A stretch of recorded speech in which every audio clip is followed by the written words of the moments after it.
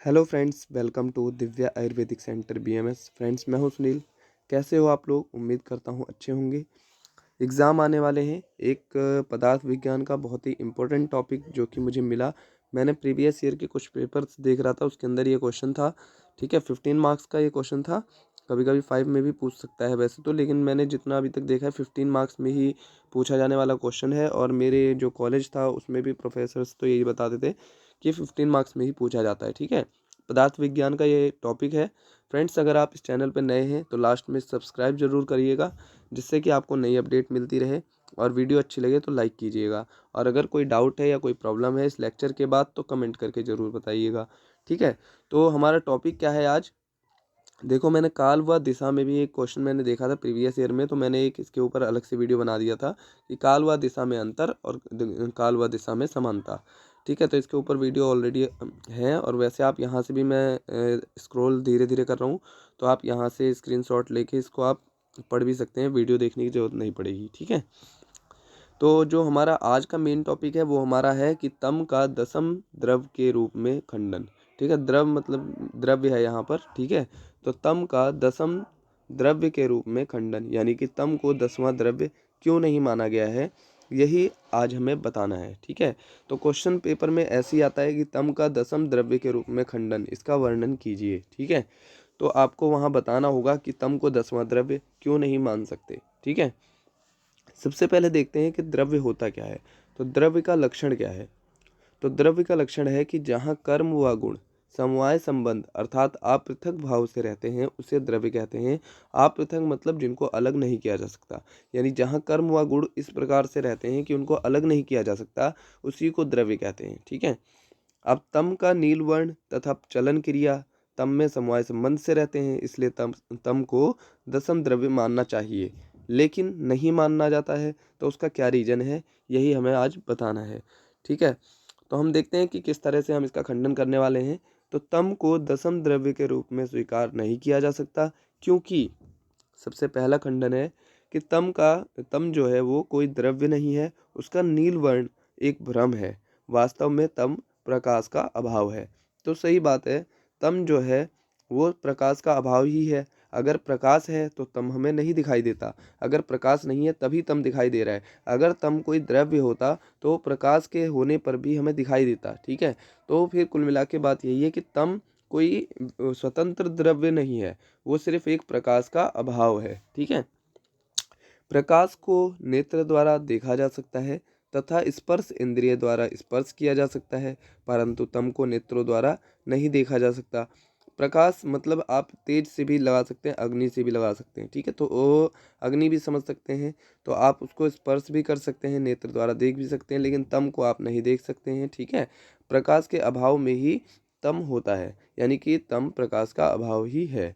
तो प्रकाश का पाचन आदि कर्म भी होता है, लेकिन तम का ऐसा कोई कर्म नहीं होता। इसलिए प्रकाश एक स्वतंत्र द्रव्य है और तम जो है वो प्रकाश का अभाव है, वो कोई द्रव्य नहीं है।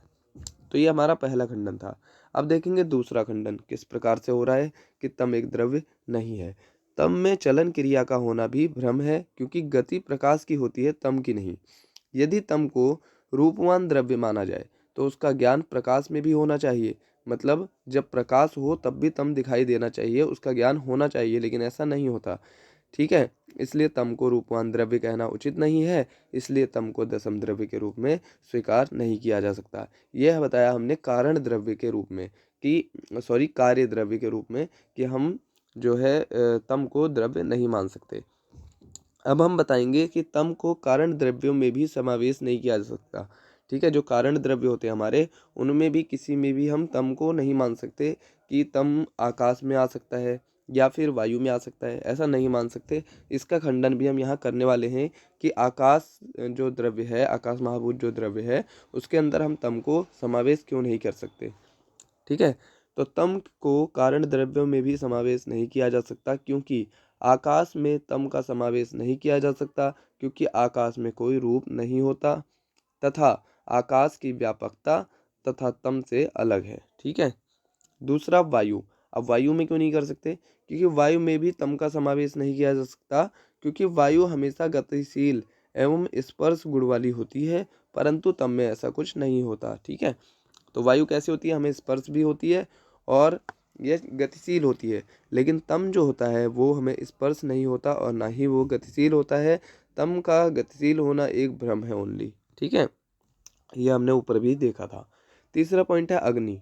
तो अग्नि में भी तम का समावेश नहीं किया जा सकता, क्योंकि तम अग्नि के समान उष्ण स्पर्श वाला नहीं हो सकता। फोर्थ पॉइंट है जल। तो जल में भी तम का समावेश नहीं किया जा सकता, क्योंकि तम में जल के समान शीत स्पर्श तथा शुक्ल वर्ण नहीं होता। फ्रेंड्स, ये शॉर्ट नोट्स बनाए हुए हैं मैंने। ठीक है, इतना ही काफ़ी है, आप टेंशन ना लेना, और ये इजीली आपको याद भी रह जाएंगे, अच्छे से समझ में भी आ जाएंगे।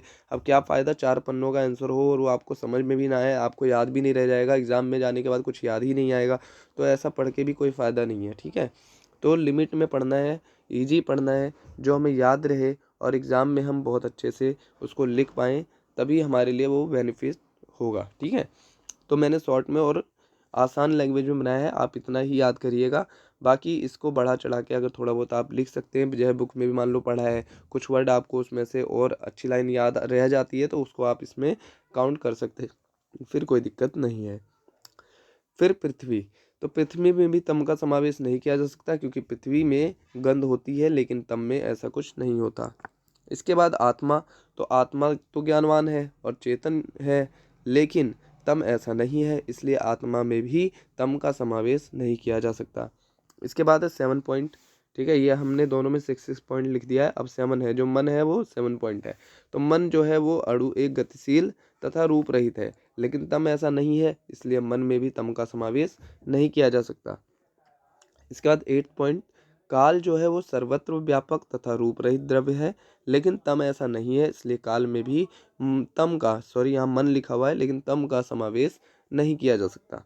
इसके बाद हमारा 9th पॉइंट है दिशा। दिशा एक विभु तथा रूप रहित द्रव्य है, लेकिन तम ऐसा नहीं है, इसलिए दिशा में भी तम का समावेश नहीं किया जा सकता। ये हमारे टोटल 9 द्रव्य हो गए हैं, यानी कि तम को इन 9 द्रव्यों में भी समावेश नहीं कर सकते और तम को हम 10वां द्रव्य भी नहीं मान सकते। इसके लिए मैंने ऊपर 2 पॉइंट बताए थे कि तम जो है वो सिर्फ प्रकाश का अभाव है, ना कि एक स्वतंत्र द्रव्य है।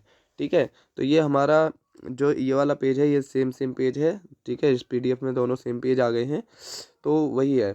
तो हमने देख लिया कि तम का जो है वो 10वां द्रव्य के रूप में खंडन किस तरह से हमें लिख के आना है एग्जाम में। और इसमें कुछ एक्स्ट्रा पॉइंट्स हैं, उनको भी देख लेते हैं, ये आपके काम आएंगे बहुत सारा, ये इंपॉर्टेंट है और इसको याद रखना बहुत आवश्यक है। ये आपको और भी सब्जेक्ट में भी काम आएंगे। ठीक है, हमने यहाँ पर बताया हुआ है कि पंच महाभूत होते हैं हमारे, तो उनके क्या क्या गुण होते हैं। जो आकाश महाभूत होता है उसका गुण क्या है, सत्व। वायु का क्या है, दक्ष। अग्नि का क्या है, सत्व और रज। जल महाभूत का क्या है, सत्व और तम। और पृथ्वी महाभूत का क्या है, तम गुण है। ठीक है, तो ये हमारे 5 महाभूत हैं और उनके गुण हैं, ये आप याद रखना। इसके बाद देखते हैं पंच महाभूत और त्रिदोष में क्या संबंध है।